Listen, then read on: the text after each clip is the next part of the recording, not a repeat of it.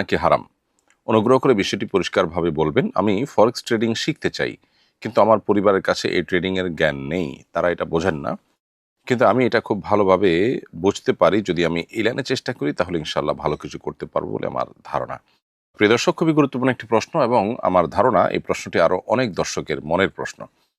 এই প্রশ্ন উত্তর আমরা বলতে চাই, ফরেক্স মূলত বলা হয় ফরেন এক্সচেঞ্জকে। ফরেন এক্সচেঞ্জের সংক্ষিপ্ত রূপই মূলত ফরেক্স। আর এই ফরেক্স ট্রেডিং এর ব্যবসা বা ফরেন কারেন্সির এক্সচেঞ্জের যে ব্যবসা, এটা মূলগতভাবে কোনো নাজায়েজ বা হারাম ব্যবসা নয়। কিন্তু ফরেক্স ট্রেডিং এর যে প্রচলিত রূপ আছে অনলাইনে, যে আপনি $1000 বা $2000 দিয়ে একটা অ্যাকাউন্ট আপনি ওপেন করলেন, এরপর নিয়মিতভাবে এই ব্যবসা চলমান থাকে। এখানে আপনার এই টাকার বা আপনার এই ডলারের বা যেটা আপনি কিনলেন, যে কারেন্সি আপনি কিনলেন, সেটা দিয়ে যে ব্যবসা হচ্ছে, কর্তৃপক্ষ যে ব্যবসা করছেন সেটা সম্পর্কে আপনার আসলে কোনো ধারণাও থাকে না।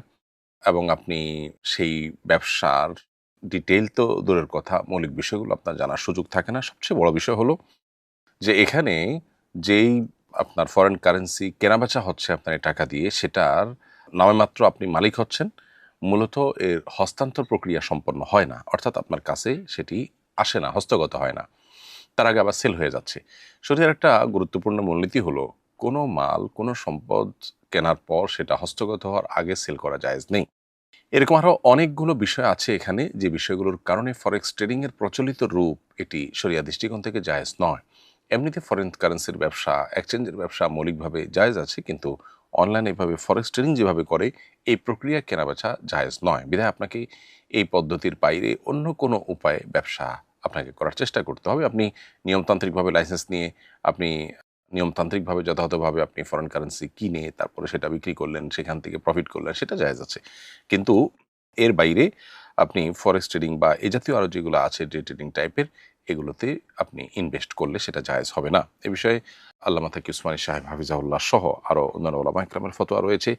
বিস্তারিত আপনি জানতে পারেন বাংলাদেশের অর্থনীতি, ইসলামিক ফাইন্যান্স এবং ইসলামী অর্থনীতি বিষয়ক একটি গুরুত্বপূর্ণ প্রতিষ্ঠান এফএ কনসালটেন্সি, তাদের বিস্তারিত একটি ফতোয়া রয়েছে এই মর্মে। সেখান থেকে আপনি আরও ডিটেল জেনে নিতে পারবেন।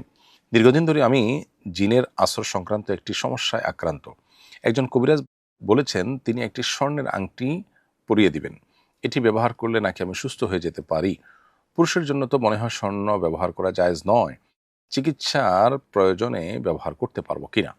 প্রিয় দর্শক, শরিয়া যদি কোনো কিছু আমাদের জন্য নিষিদ্ধ করেন, সেটি আমাদের জন্য কল্যাণকর হয়। সেই নিষেধাজ্ঞা মেনে চলার মধ্যে স্বর্ণ পুরুষদের জন্য ব্যবহার করতে শরিয়া নিষেধ করেছে। আমি জানি না এখনো বৈজ্ঞানিক কোনো গবেষণায় পুরুষদের জন্য স্বর্ণ কোনোভাবে ক্ষতিকর প্রমাণিত হয়েছে কিনা, বৈজ্ঞানিকভাবে প্রমাণিত হয়েছে কিনা। এই প্রশ্নটি এজন্য আনছি যে আমরা আজকাল কোরআন এবং হাদিসের কোনো আদেশ নিষেধের পক্ষে বা অনুকূলে যদি বৈজ্ঞানিক কোনো গবেষণা পাই, তখন সেটি আমাদের ইমানকে অনেক বেশি বৃদ্ধি করে দেয়। জাস্ট এটুকু। বাকি কোরআন হাদিসের চাইতে বড় প্রমাণের মূলসূত্র বা মাপকাঠি আর কোনো কিছু পৃথিবীতে নেই। বিজ্ঞান যা বলে তার সবকিছু যে সঠিক তা নয়, বা বিজ্ঞান সকল সমস্যার সমাধান দিতে পারে যে তাও কিন্তু নয়। তারপরও জাস্ট আমি বলছি যে কোরআন এবং হাদিস যদি কোনো কিছুকে নিষেধ করে, তাহলে সেটা আমাদের জন্য কল্যাণের। সেটা নানা বিষয় নানা সময় প্রমাণিত হয়, অনেক সময় প্রমাণিত হতে হয়তো বিলম্ব হয়। 1450 বছর আগে নবী সাল্লাল্লাহু আলাইহি ওয়াসাল্লামের বহু আদেশ নিষেধ এবং নির্দেশনার সুফল বিভিন্ন গবেষণা আলোকে এখন আমাদের কাছে ক্লিয়ার হয়েছে, কিন্তু তখনকার মানুষের কাছে ক্লিয়ার ছিল না। বিধায় স্বর্ণ পুরুষের জন্য ব্যবহার করা নিষিদ্ধ, এ বিষয়টি সুপ্রমাণিত। এবং পুরুষের জন্য এটা ব্যবহার করা ক্ষতিকর, সেটা দুনিয়ার ক্ষতি হোক, আখিরাতের ক্ষতি হোক, ক্ষতিকর সন্দেহাতীতভাবে। বিধায় পুরুষের জন্য এটা ব্যবহার করা জায়েজ নয়।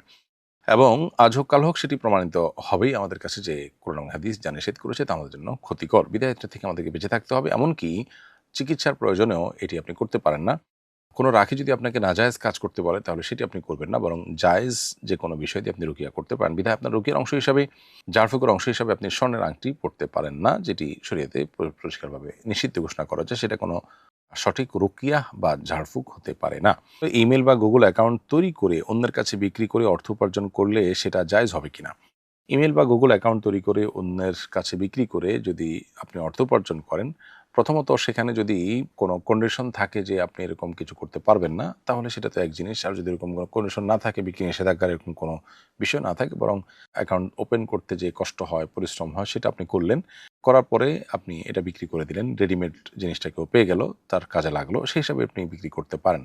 কিন্তু এই ধরনের অ্যাকাউন্ট তৈরি করে বিক্রি করার পর এগুলো সাধারণত স্প্যাম, প্রতারণা ইত্যাদির জন্য ব্যবহৃত হয়ে থাকে।